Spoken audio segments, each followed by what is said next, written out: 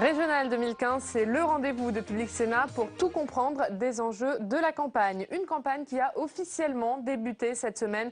Campagne bien sûr marquée par les attentats qui ont endeuillé la France. Avant de parler des enjeux du scrutin dans notre région de la semaine, la Bretagne, nous allons revenir sur la façon dont ces attentats ont modifié la campagne avec nos invités, le politologue Pascal Perrineau. Bonjour Pascal, merci d'être avec nous. Le directeur général adjoint de l'IFOP, Frédéric Dabi. Bonjour Frédéric. Bonjour Ariane. Et puis notre représentant de la presse quotidienne régionale cette semaine, le directeur de l'information du Télégramme, Hubert Coudurier. Bonjour. Bonjour. Et merci d'être avec nous. Alors Pascal, l'impact de ces attentats sur la campagne est indéniable. Comment les candidats peuvent-ils faire campagne dans ce contexte ? La tâche n'est pas facile, parce qu'il y avait déjà un fort mouvement de nationalisation avant la vague d'attentats. Bien sûr, les derniers événements ont nationalisé à outrance chacune des scènes politiques régionales. Et d'autre part, il faut bien avoir conscience du caractère extraordinaire de ces élections. Jamais des élections se sont tenues sous un état d'urgence. Or, nous sommes en état d'urgence. Donc, comment cela peut-il avoir un écho ?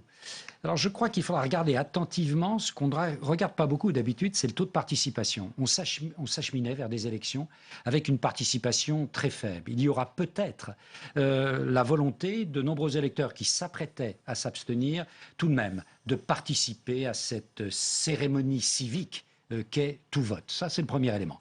Deuxième élément, il faudra regarder le score des petites listes. Ça n'est pas évident pour les candidates et les candidats des petites listes aujourd'hui de faire campagne.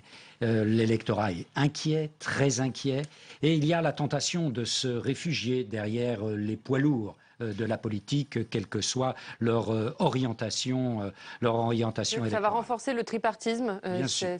Donc cela risque de renforcer, en effet, le jeu des trois grandes forces. Et parmi ces trois grandes forces, tous les sondages le montrent, les attentats n'ont pas créé la dynamique du FN.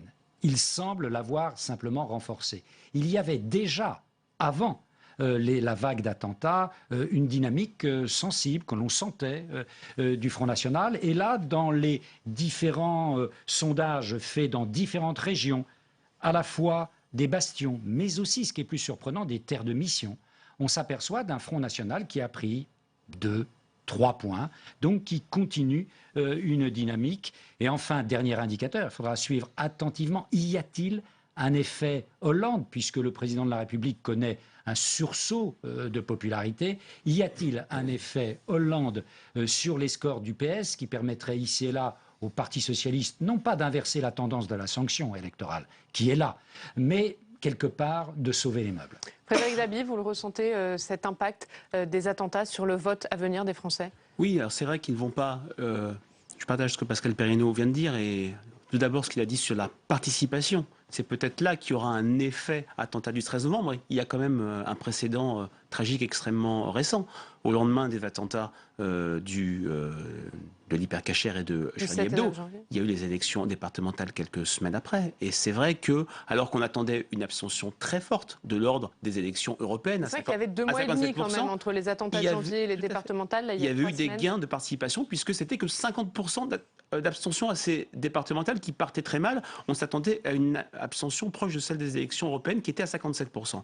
Maintenant, c'est vrai que le phénomène de nationalisation est réel et dans les 3-4 enquêtes que l'IFOP a publiées et réalisées après les attentats, on a les mouvements que Pascal Perrineau a très bien décrits, difficiles pour les petites listes et notamment pour la gauche qui recule très fortement au profit d'un petit bouger en faveur du Parti socialiste, dynamique pour le Front National, mais c'est vrai que de ce point de vue-là, le 13 novembre a été une sorte de catalyseur. Cela existait avant avec un +3 par exemple en PACA, un +5 en Aquitaine avec un Front National dans une zone qui n'est pas une zone de force à 25%, mais quand même, malgré tout, les attentats ne renversent pas la table. On a une sorte de confirmation de tendance qui préexistait avant les attaques du 13 novembre. Hubert Coudurier, vous le sentez, vous, sur le terrain, ce tournant dans la campagne ? Je pense qu'en tout cas, on va le sentir pour Jean-Yves Le Drian. Jean-Yves Le Drian, en tant que premier guerrier du président, c'est quand même lui qui est allé au Mali pour déloger les djihadistes et qui a incarné finalement avec succès cette politique antiterroriste dès le début. Jean-Yves Le Drian était un peu gêné aux entournures. Quand il venait en Bretagne, on l'accusait de faire campagne. Il disait non, je vais visiter des implantations de défense. Ensuite, quand il s'est déclaré, on lui a dit mais est-ce que vous allez cumuler? Et là, il a dit non, j'abandonnerai évidemment l'hôtel de Brienne. Et puis au final, il pourrait bien quand même rester. Et donc, pour Jean-Yves Le Drian, qui faisait campagne en week-end et ensuite qui s'est arrêté jusqu'à aujourd'hui, eh bien maintenant les choses sont claires. On va revenir, Hubert Coudurien, sur cette campagne de Jean-Yves Le Drian. Cette campagne en région Bretagne, puisque c'est notre région de la semaine, la région Bretagne, l'une des 6 régions françaises qui n'a pas été modifiée par la nouvelle carte territoriale. La Bretagne qui fait donc désormais partie des plus petites régions françaises en termes de superficie. Et les 6 et 13 décembre prochains, c'est 3,2 millions d'habitants éliront 83 conseillers régionaux. Mais avant d'analyser les enjeux politiques de cette bataille dans la région Bretagne, Cécile Sixou nous dresse la liste des candidats. Candidat ou pas candidat, après les attentats, c'était la grande inconnue en Bretagne. Mais Jean-Yves Le Drian a levé le voile. Malgré les événements, ce proche de François Hollande se présente aux élections, même s'il annule tous ses déplacements sur place. En cas de victoire le 13 décembre, le ministre de la Défense restera à son poste si le président lui demande. Face à lui, un autre acteur politique national, le député républicain Marc Le Fur, énarque, sous-préfet puis conseiller d'Édouard Balladur, le candidat compte sur une campagne de terrain pour séduire les Bretons. Investi avec l'UDI, le parti du centre l'a finalement lâché, en cause ses méthodes jugées autoritaires. Localement toutefois, il a gardé le soutien des centristes locaux. Son credo, rendre la Bretagne aux Bretons. Droite ou gauche, pour le candidat FN, pas de différence. Gilles Penel se pose en 3e homme dans cette campagne bretonne. Professeur d'histoire, il a gravi les échelons au sein du parti de Marine Le Pen, où il est en charge des formations. Adepte des coups de com', il a posé avec une galette saucisse à la main, un emblème culinaire régional menacé de disparition. Sur le terrain, le candidat mène une campagne anti-migrants très virulente. Le trouble fait dans cette élection, c'est lui, Christian Troadec, chef de file dans la lutte contre les portiques écotaxes en 2013. Ce bonnet rouge compte bien passer le premier tour et perturber le match entre les Républicains, le PS et le FN. Le reste de la gauche part en ordre dispersé. EELV, Front de gauche et Lutte ouvrière, tous ont un candidat. Au total, dans la région, 11 listes ont été déposées.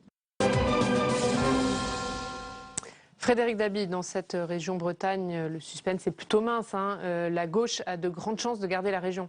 Oui, et c'est une région où il y a une vraie exception française. C'est dans tout sondage confondu IFOP et ses confrères, la seule région, nous avons fait un sondage IFOP fiducial à la mi-octobre, où le Parti socialiste, à liste conduite par Jean-Yves Le Drian, arrive en tête. Alors que la gauche, comme ça a été dit dans votre reportage, est extrêmement divisée, comme dans toute région. Et Jean-Yves Le Drian, parce qu'il y a une équation Jean-Yves Le Drian, dépasserait de 5 points la liste de Marc Le Fur, alors que la droite est relativement unie, moins que ce qui était prévu. Et surtout, on voit cette équation personnelle de Jean-Yves Le Drian sur la sociologie de son vote. Il est en tête chez les personnes âgées. Trouvons un coin de France, une ville, un département, je laisserai Pascal rebondir là-dessus, où la gauche arrive en tête chez ces personnes âgées de plus de 50, voire de 65 ans et plus. Il arrive en tête dans la plupart des catégories. Il atomise les listes de la gauche. Rappelez-vous qu'en 2010, Europe Écologie Les Verts, c'était non seulement avait dépassé 10%, mais s'était maintenu au second tour contre Jean-Yves Le Drian. Là, la liste de René Loaille serait autour de 7,5-8%. La liste du Front de gauche est extrêmement faible. On a un Jean-Yves Le Drian qui apparaît comme un candidat attrape-tout. Maintenant, reste la question de l'articulation de sa campagne par rapport au contexte national et de son devenir après le 13 décembre. Dernier point, le Front National ne faisait que 6 en 2010, il est à 16%. Alors, il n'est pas le maître du jeu comme dans d'autres régions, il n'est pas en situation de l'emporter, loin de là, mais il apparaît clairement comme la 3e force en Bretagne. Pascal Perrineau, pour rebondir, Jean-Yves Le Drian est le candidat socialiste qui a le plus de chances de remporter une région au soir du 13 décembre. En effet, mais au-delà du phénomène Le Drian, il faut bien comprendre qu'après avoir longtemps hésité, la Bretagne est devenue une région de gauche. Au plan régional, jusqu'en 2004, c'était la droite, et puis en 2004, la gauche s'est installée. Et maintenant, quand vous regardez, par exemple, à la dernière présidentielle de 2012, la Bretagne est une des régions où François Hollande a été le mieux élu en France, avec le Grand Sud-Ouest. Donc c'est une région qui est devenue une région de gauche, et c'est une région qui, d'autre part, connaît moins la sanction que François Hollande et le Parti socialiste connaissent depuis 2013. Prenons par exemple le municipal. Il y a une seule ville bretonne de plus de 20 000 habitants, Quimper, qui est passée à droite. Prenons les dernières départementales. Et il y a quelques mois, il y a un seul conseil départemental, celui des Côtes-d'Armor, qui est passé à droite. Donc on voit que la résistance de la gauche, bien sûr, la gauche baisse, aussi en Bretagne. Mais la résistance de la gauche est supérieure dans ces terres à ce qu'elle est ailleurs, où la sanction électorale est beaucoup plus sévère. Hubert Coudurier, est-ce que c'est pas un petit peu paradoxal ce que dit Pascal Perrineau, c'est-à-dire que la Bretagne est la gauche et la région où la gauche a le plus de chances de remporter, alors que Jean-Yves Le Drian est le seul candidat socialiste à ne pas faire campagne, puisqu'il a arrêté sa campagne pour rester dans son ministère étant donné les événements. Comment c'est vécu sur place? Alors, Jean-Yves Le Drian, c'est aussi le dernier des Mohicans d'une génération. Les Le Pinsec, les Josselin, les Edmond Hervé, maire de Rennes, qui ont conquis la Bretagne en 77 avec les municipales.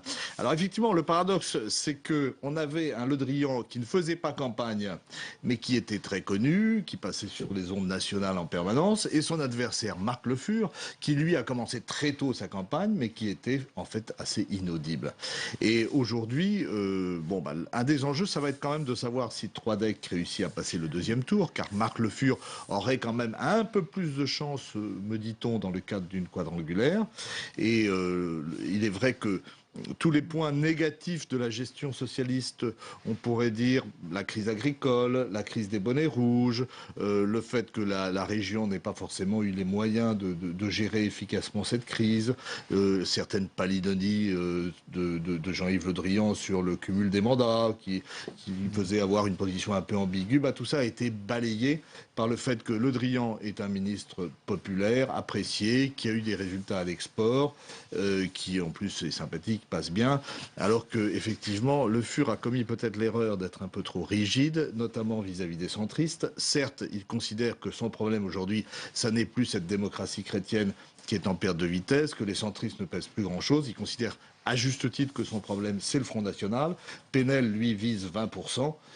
Et effectivement, c'est une des raisons pour lesquelles Le Fur n'a pas de réserve de voix au deuxième tour. Alors Marc Le Fur, justement, Pascal Perrineau, tête de liste des Républicains, une région, la Bretagne, où la droite a du mal à être unie, puisque Jean-Christophe Lagarde a retiré son investiture à Marc Le Fur. La Bretagne, c'est la seule région où l'accord UDI républicain ne marche pas, finalement. En effet, c'est une région où les différences entre les différentes composantes de la droite modérée se fait sentir de manière plus vive qu'ailleurs. Il faut dire aussi, si vous voulez, que le tempérament centriste en Bretagne est resté jusque dans le tréfonds de l'électorat une réalité. Ce sont des tempéraments entre les différentes sensibilités de la droite et du centre, peut-être plus difficiles à fondre dans un seul moule qu'ailleurs.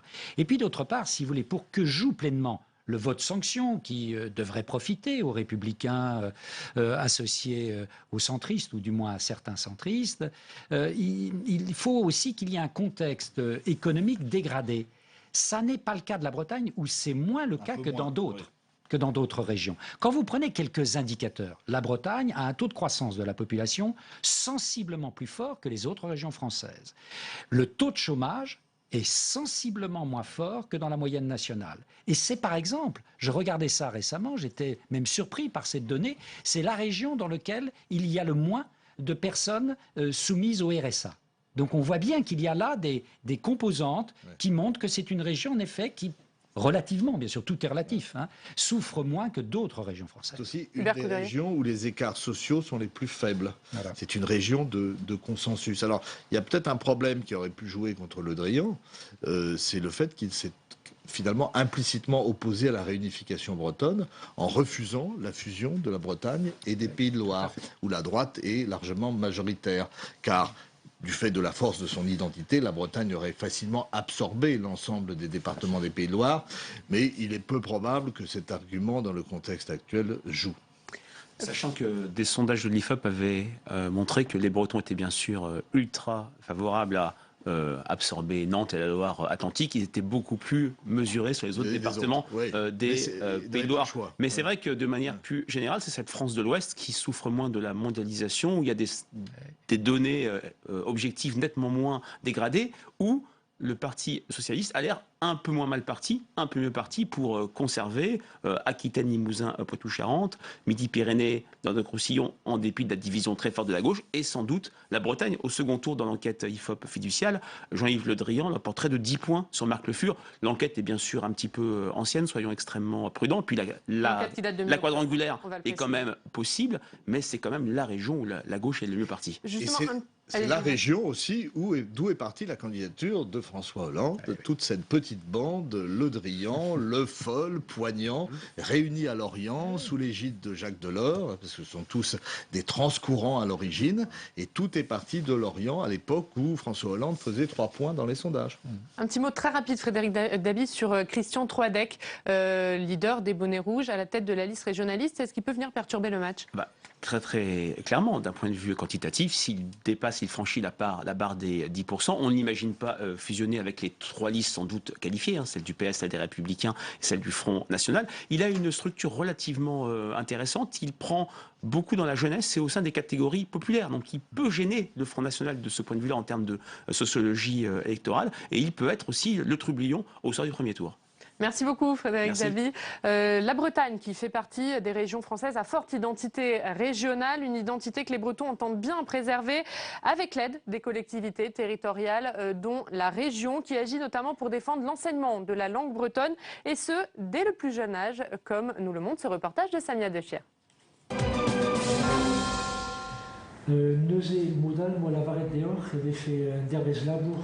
Ici, on ne parle qu'en breton. Nous sommes à Tess, maison d'édition en langue bretonne. Basée à Saint-Brieuc, on y conçoit tous les ouvrages destinés aux classes bretonnes ou bilingues de l'Académie de Rennes. Voilà, par exemple, je vais vous présenter un ouvrage sur la Première Guerre mondiale, Arbre et Elbraz. Donc c'est un ouvrage transmédia, intégralement en langue bretonne, sur la Première Guerre mondiale, vu au travers de bretonnants qui ont fait la guerre ou qui sont restés à l'arrière. Alors là, vous avez des coupures de journaux, du Courrier du Finistère. Avant la création de Tess en 1993, les enseignants en breton devaient se débrouiller seuls pour traduire les ouvrages du français. Désormais, ils ont plus de 300 livres à leur disposition. Sur les 500 000 € du budget annuel de Tess, la moitié est financée par une subvention de la région. À partir du moment où un enseignant nous demande un ouvrage, nous lui faisons parvenir. Et donc la subvention de la région nous permet de payer toutes ces parties de fonctionnement, ces parties expédition, c'est-à-dire envoi gratuit dans les établissements scolaires. Die Lune mintin, mais y a la foire. A me brenain, a Kot, kot, kot.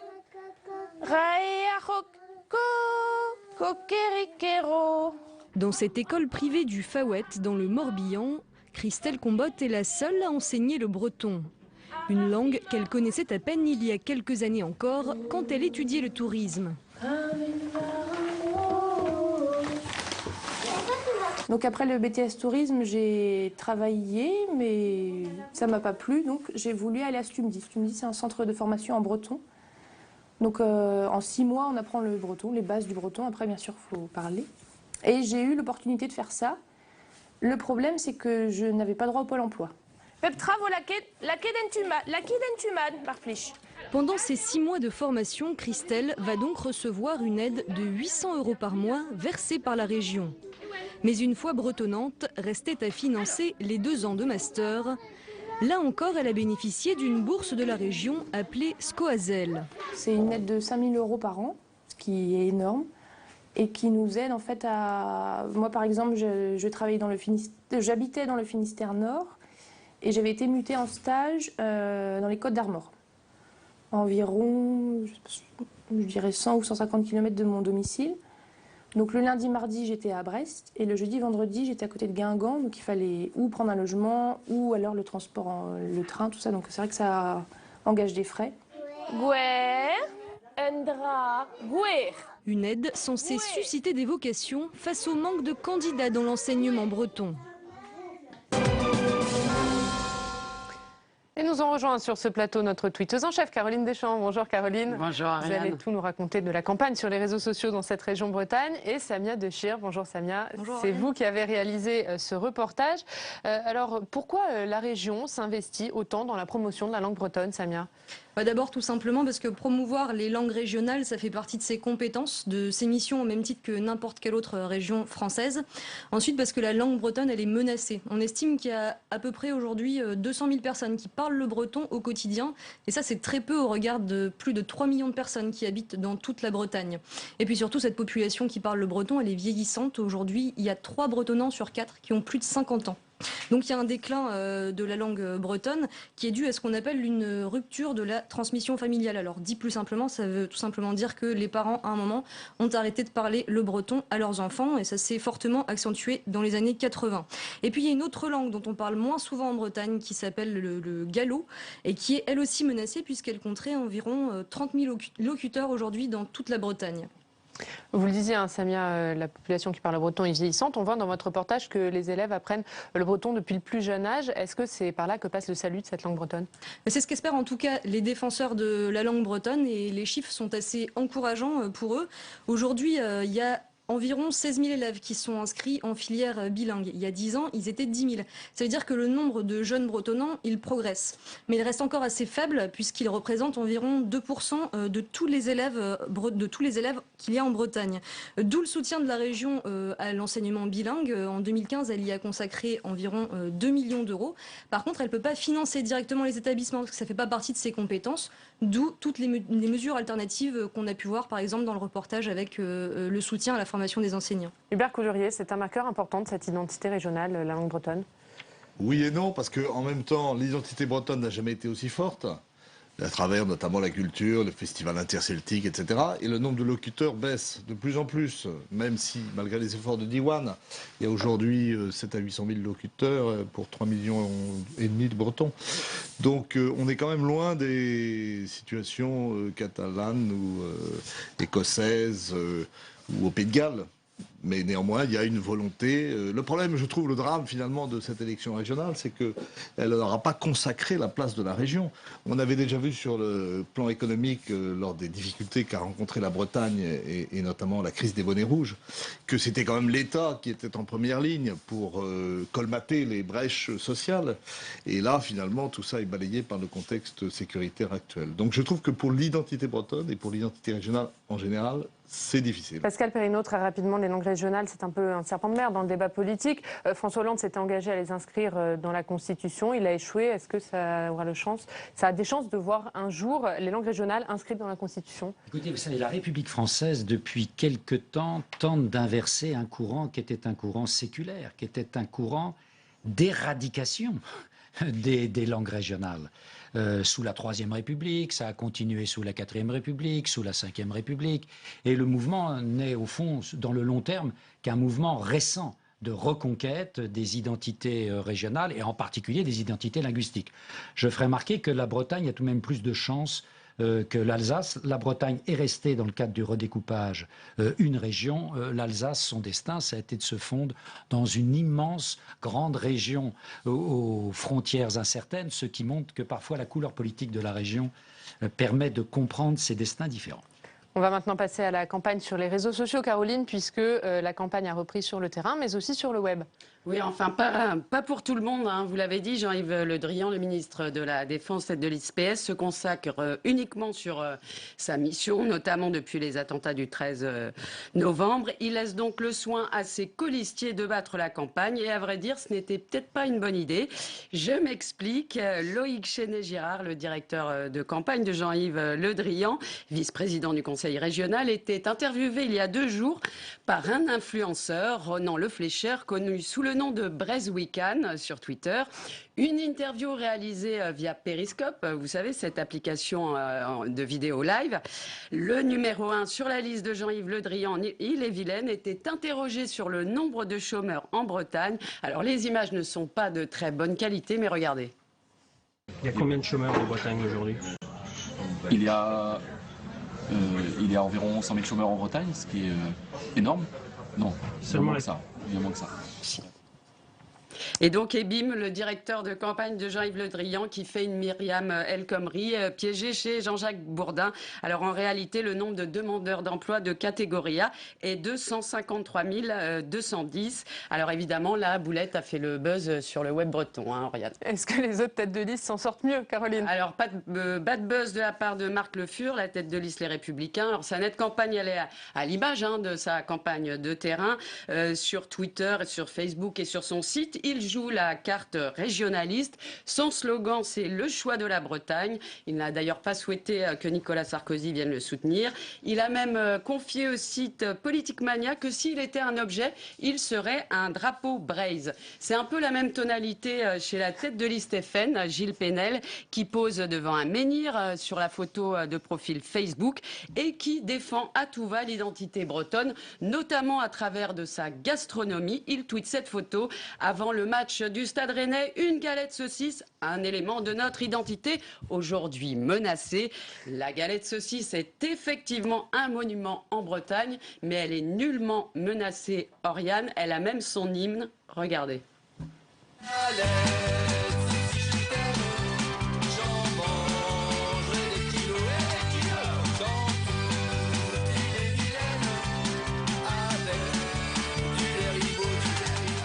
Oriane, vous n'avez pas d'hymne à la gloire du Figatel encore, j'en suis sûre. Non, pas encore, mais ça va venir. On va être inspiré par les Bretons. Merci beaucoup, Caroline. Merci à tous de nous avoir suivis. Rendez-vous la semaine prochaine pour suivre la campagne dans la région Île-de-France.